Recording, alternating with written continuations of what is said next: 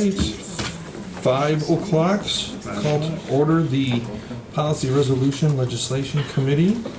So the first order of business will be the approval of the minutes from April 8th, 2019. So moved. Second? Questions, comments? All those in favor say aye. Aye. Opposed? Motion carries. All right, legislative update. The first one is having to do with the budget from Governor Evers, and he has proposed the $1.4 billion increase in the funding for the K-12 public schools. On May 9th, the Joint Finance Committee has voted to remove some key provisions from the proposed budget, omitting $1.4 billion in proposed funds. The Joint Finance Committee co-chair, Rep. Nygren, cited concern for the effect on the increase to taxpayers. More negotiations are forthcoming as Governor Evers must sign the budget into law. At this time, it's unclear what proposed funding increases for K-12 schools might remain in the final budget. Bob, not sure if you have... I read through all of them that got pulled, and Yeah. some of the big ones that we're counting on aren't pulled, so they're still in there. A lot of the non-fiscal issues are trying to be pulled, which found their way into the budget the last few years, but at the same time, the last few years, we didn't have divided government. So kind of expect that with divided government. It works in one party's favor, not necessarily the other. So no surprises, I don't think, in any of this stuff. And the big things we're counting on right now are still in there as of now. So the special ed increase is still at 30%? Special ed's 30, and the per pupil revenue limit increase is 200. And those are really the big ones that our budget is counting on at this point. So we'll see what happens from here. Second one is the anticipated new law that went into effect on May 1st as it relates to lifetime teacher licenses, and it relates specifically to the Tier 3 licenses, and the rule modifies professional experience requirements that an educator must fulfill to move from a Tier 2 to a Tier 3. As of now, the 6 semesters of qualifying experience may generally be completed anytime within the 5 years preceding the start date of the new Tier 3 license. For review of the specific statutory language, you can see Chapter PI 34 of the Wisconsin Administrative Code. Anybody have any comments on that or the implications thereof?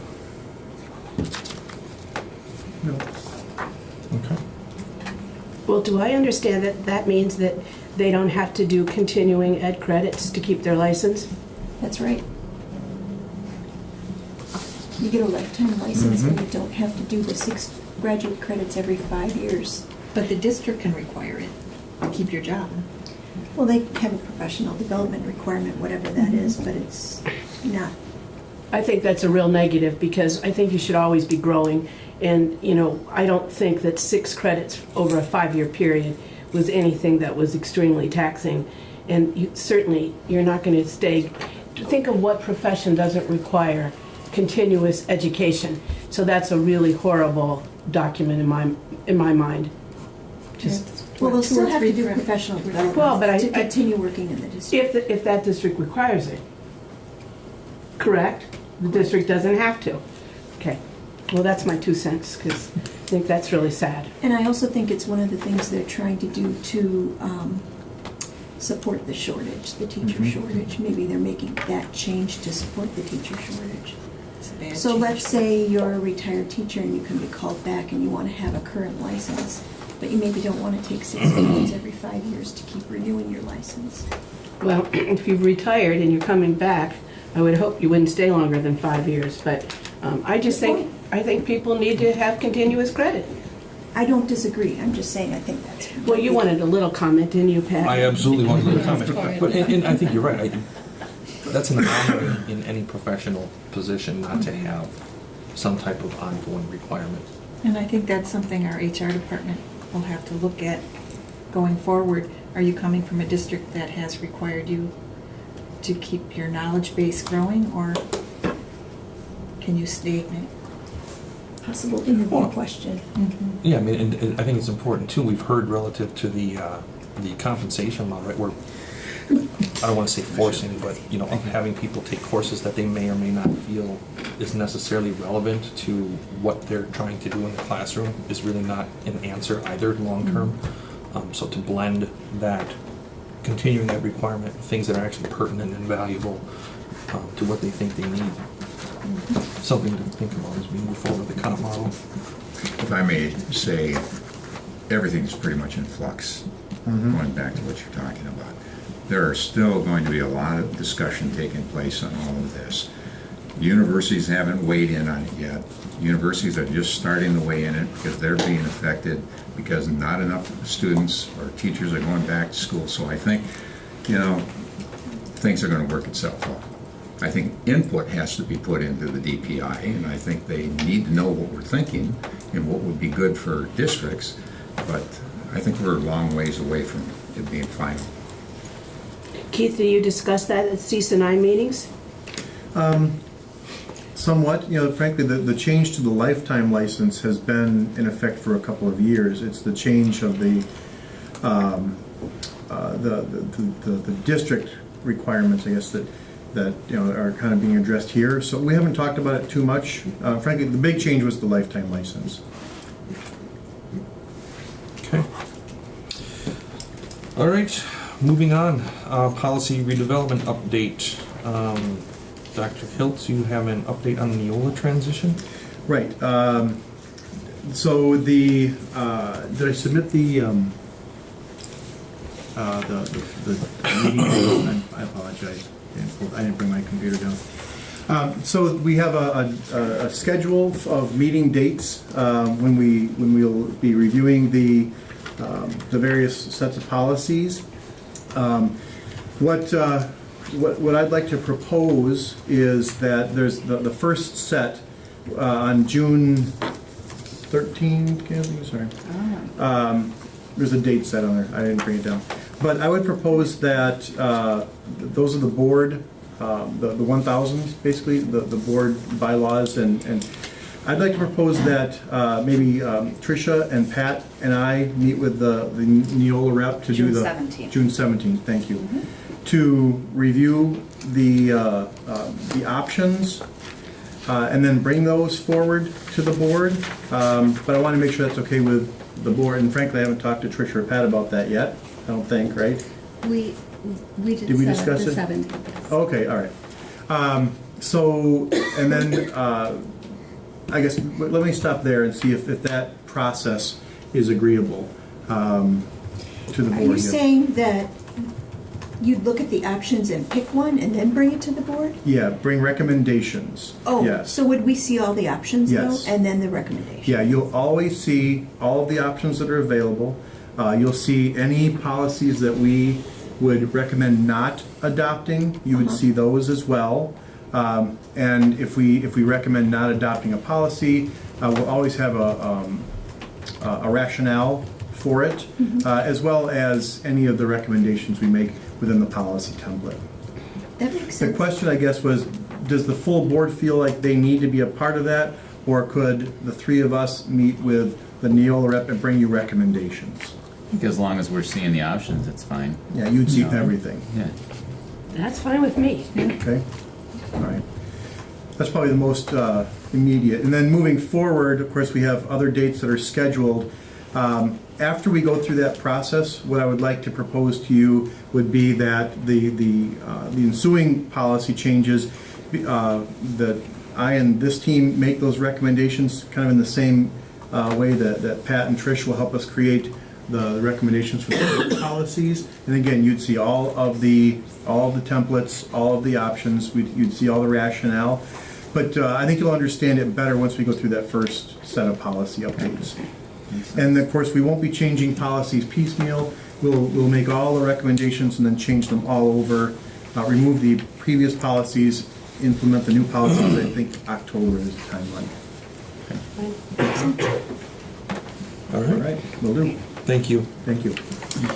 Our next item, policy 1300, public participation in board meetings.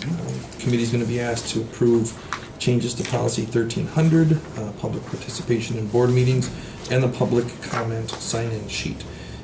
These revisions will reflect the proposed changes in public comment procedures. Right. Did you want to speak to that? Did you want me to? Sure, I can speak to it. Well, we currently only allow public comment at the regular board meeting. And the committee meetings are where we have most of the dialogue. And when we wait to hear from the public at the regular meeting, we've had a lot of that dialogue already. And I think that it would be very helpful to us as a board when we deliberate and reflect on policy to hear that comment earlier in the process than later. I also think it's just ideal to promote more public participation. And it might be that perhaps people don't come and give public comment at the regular board meeting because it appears we've already decided at the committee level. So, That's also another option just from a schedule flexibility standpoint. right. Doesn't it give absolutely. people two chances to comment on the same issue then? And maybe that first comment, they provide something, they hear our reflection, and then they are able to provide additional comment that can still be helpful at that second time. That makes sense. And so right now, the policy restricts specifically public comment to the regular board meeting. So the changes would allow public comment at each regularly scheduled board meeting. So it could be a PRL meeting, an EdOps meeting, or the monthly board meeting, if the board's in favor of that change. I think that makes sense. I think it makes sense the way the meetings are now. I mean, this policy has been like that since before I was on the board, but I think it developed that way because the committee meetings used to actually really be committees. They were committees Oh, yeah. of 4, Sure. and they would meet at the same time, really more like workshops. So Sure. we'd have 4 people in here and 4 people in another room, and the president could go back and forth, and they were like workshops, very informal workshop type meetings, and now they're actual like full board meetings. So, Sure. so it makes sense to me. The only question I have is, if we're going to do that, and if we're going to move the time to speak up, do we even need to differentiate between do we need to have 2 sign-up sheets in 2 different time periods for on and off agenda, or do we just let them sign up and speak? I mean, people have made mistakes on that before. We've never stopped somebody from speaking because they signed up on the wrong sheet. Right. I don't really care either way, but it seems like it might even be easier just to have one sign-up sheet. Because they tell us what their topic is, and I don't know. Well, could the sign-up sheet be revised to have columns? Your topic is on tonight's agenda, it is not on tonight's agenda. You can just check whether it is or it isn't, and just might make it easier rather than having 2 different sign-up sheets and which one do I, And if they make a Exactly. mistake and they say that they think it's on the topic. Yeah, and it's we've not. never told them that Yeah. they can't speak anyway. We could Good clarify, idea. we can speak about it, we can't speak about it. So they'll combine it to one and add columns where they check whether it's appearing on the agenda or not appearing on the agenda. I think that would be Yes. fine. And Okay. I really like that. And not only that, it keeps people from having to sit through a long board meeting, waiting to speak when they could be in and out and have their say. So I really like the new change. As long as they realize it's happening, they don't show up at the end of a meeting hoping to speak and they miss their boat. All right. Anything else? All right, otherwise seek a motion to recommend to the full Board of Education the approval of revisions to Policy 1300, public participation in board meetings, as well as the public comment sign-in sheet. so moved. Second. We have a first and a second. Anything else? New? All those in favor, say aye. Aye. Opposed? Motion carries. All right, next item is the employee handbook updates. And we have 5 of them to Yep, go. Mrs. Bentz is with us All tonight. right. Thank you so much. You may have read through the changes that we're proposing for our handbook.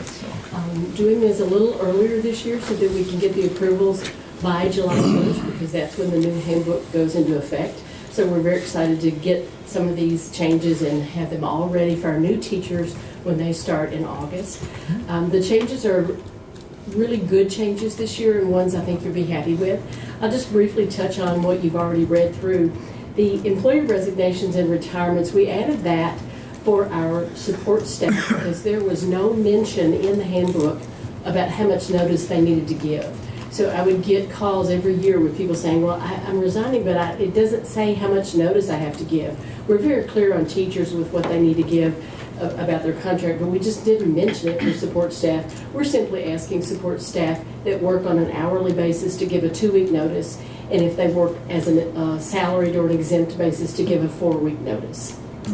And then we are adding, both for our support staff and our certified staff, we would like to add the part about reinstatement. So if someone leaves the Wausau School District on good terms, meaning that if they're a support staff, they've given the appropriate amount of notice, if they're a certified staff, that they have not violated their contract, but they fulfilled their contract, and then if they decide they would like to come back to the district as an employee, and if they do so within 1 year, then we will reinstate any sick leave that they had and any personal leave that they had. And we feel like this would be a very good thing to say to employees, come back to work for us. Maybe it wasn't greener on the other side, and then we'll give you a little something for coming back as well. So that's part of that. Tammy? Yes? Just a question. When I see phrases like this, they are sometimes fatally vague. What do you mean by in good standing? Is that defined earlier in the handbook? It's probably defined in the contract portion, and that's really what that's talking about for certified staff, is that in good standing means they did not leave in the middle of the school year, that they fulfilled their full contract. And that language does come out in the section about how much notice teachers need to give and how they get out of a contract and that type of thing. Okay, but you're saying there's really no ambiguity, if whatever you would have documented with this particular Correct. employee. Okay.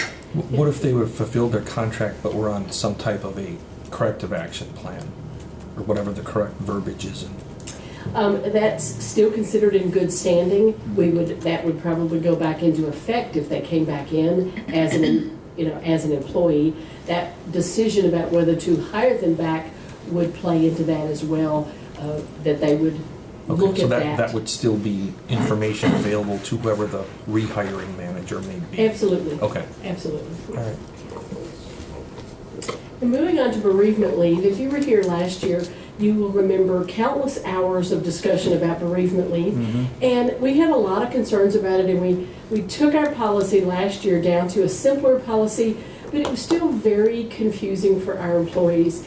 And the current policy reads that if you have someone die that's in your immediate family, you get this, and then if they're outside of the immediate family, you get this.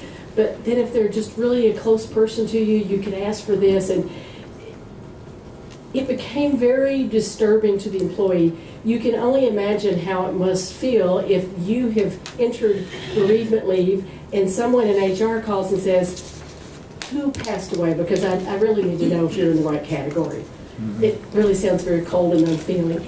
So we really would just like to simplify our policy. I did find at least one local school district that also uses a similar policy. The simplification is simply if you work a school year position, you get 3 bereavement days, which is what they currently get. If you work a year-round position, you get 5 bereavement days, which is exactly what they get now. But we're not going to question who you're taking that for. You can decide. Now, if you have used all of your bereavement leave and then you have a death in your family, you can ask for some additional. And we will say, okay, well, who passed away? You know, we're not going to turn or deny bereavement leave if your spouse has passed away. It just so happened that you had a bad year with other family members. So we already have that process in place where people can ask for additional. So we just want to simplify it and make it easy for all of our employees. Then we included in the changes to the handbook the liquidated damages, but this is something you all have already discussed and approved previously. We just did not put that in the new handbook, so that we want to put that in for this starting in July. And then the wage schedules are attached, giving all of our support staff an increase in their salary. The one that I want to explain just a little bit about would be our maintenance and custodial staff, because they have 3 categories of employees that previously were not on the maintenance and custodial schedule. That would be the high school head custodian, the middle school head custodian, and the lead groundskeeper. Those were municipal employees. So many years ago, if you go back to the days when there was a maintenance and custodial union, if they had employees that supervised people, And these 5 individuals did supervise staff, and they still do. They were not allowed to be a part of the maintenance and custodial union. So we made them a municipal employee. We're simply moving them back where they probably belong in the first place with the rest of their employees, and we don't have that same guideline to work under. So I just want to bring that to your attention. But any questions on any of the wage schedules or any of the policies that we're bringing forward? I need to ask a question about the bereavement plan. Yes. If I'm a certified staff member, I'm entitled to 3 days of bereavement. Yes. And, you know, she said salary or municipal employees. Calendar year. Yeah, it divides into school year, if you work only in the school year, or if you work a calendar full year.